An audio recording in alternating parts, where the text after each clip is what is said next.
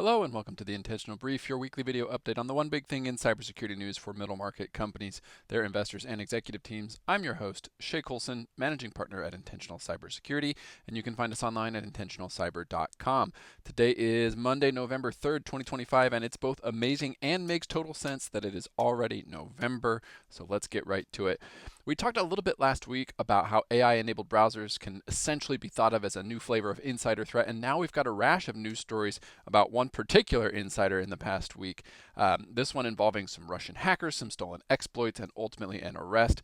From reporting by Cyberscoop and others, I will just read to you a little bit from the article. Peter Williams, 39, pleaded guilty in the District of Columbia to 2 counts of theft of trade secrets. Court records show that over 3 years, Williams exploited his access at Trenchant, a subsidiary of L3Harris, to steal at least 8 exploits.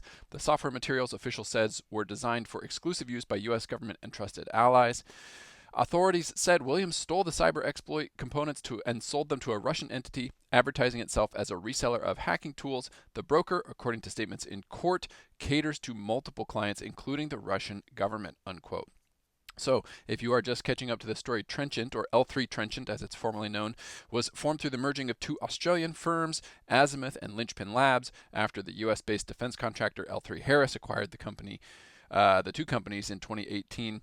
A couple of other things that stood out to me is kind of the length of this run for this insider threat, not only the 8 exploits, but how he got them. Here's another piece of reporting. Quote, notably, Williams continued his crimes even while another employee at Trenchant was reportedly fired for stealing zero-day exploits for the Chrome browser from Trenchant and leaking them, a crime that person says he didn't commit. As reported earlier by TechCrunch this month, last February, that fired worker says he was called into Trenchant's London office for a team building exercise, but when he arrived, he was ushered into a meeting room with a video call with Williams, who said the company suspected the employee of moonlighting for another company, seized his electronics, and suspended him. He was subsequently fired, though Williams did not give a reason.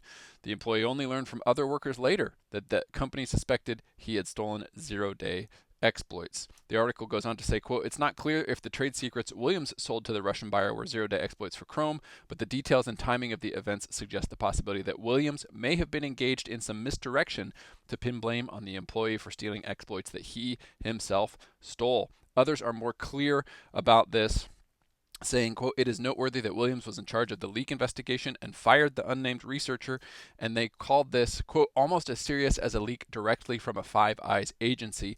I think, again, worth noting here that not only was Williams Australian, he also formerly worked for the ASD, the Australian Signals Directorate, kind of the equivalent here to the US in the National Security Agency, and Australia is, of course, a member of Five Eyes, the intelligence collective that shares these capabilities and intelligence itself amongst each other. So while our businesses might not be creating and selling zero-day exploits to friendly nations for profit, I do think it's worth looking a little bit at this situation and wondering how we can prevent insider threats from having similar impacts on our business, both financially and reputationally.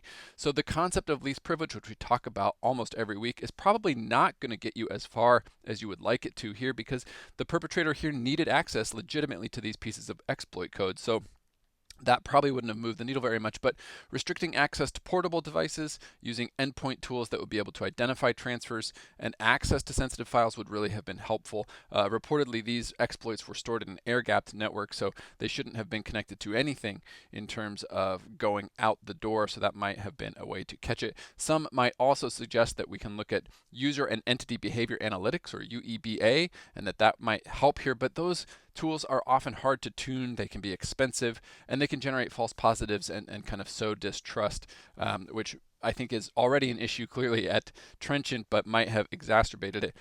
One of the other things you can think of is ongoing vetting of the backgrounds for particularly sensitive teams. That might have been helpful. Reports here indicate that over a few years, this person stole upwards of $4 million and used it to purchase a multi-million-dollar house in Washington, D.C., amongst other things. Those are the sort of behaviors that, given what you pay them and what they're able to do, might trigger some things that could indicate, outside of work activities that you're not particularly excited about. But again, I think there are things we need to be mindful of here. We might also consider the use of canaries, or items that look like legitimate resources but should never actually be accessed. So when they are, they send alerts to the security teams. Ultimately, though, I think insider threats like this that are perpetrated by sophisticated single actors can be very hard to detect. We're generally not very good at it as a species or as organizations because we tend to trust our people. And so, like many of the things that we cover on this show, it will take both a diversity of defense and a defense in depth approach, starting with a culture that supports these types of tools and helps build resilience across the functions. Short of that, we may end up, depending on what we do and how we do it and whom we do it for, again, befalling ourselves to these insider threats yet again. A good dose of technical controls can make it harder, can make them noisier when they do it, and can help identify them sooner. This one continued to go on for far too long, allowing the leak of not only the technology, but again, the black eye for L3 Harris and Trenchant. From a fundraising perspective, looking like another solid week with more than $14 billion in newly committed capital, including Hollyport Capital of London raising $4.5 billion for their 9th flagship secondaries fund, and Arlington Capital Partners, a US-based PE firm focused on government-regulated industries, putting up $6 billion for their 7th fund. Pair that solid week with the idea that OpenAI is floating now a trillion with a T, $1 trillion IPO, and it would seem like the markets, both public and private, continue to defy any macro uncertainty taking place out there and charge on up and to the right. A reminder that you can find links to all the articles that we talked about in the comment section below. You can find back issues and written transcripts of these videos at intentionalcyber.com and our new monthly newsletter at intentionalcyber.com/newsletter, and we will see you next week for another edition of the Intentional Brief.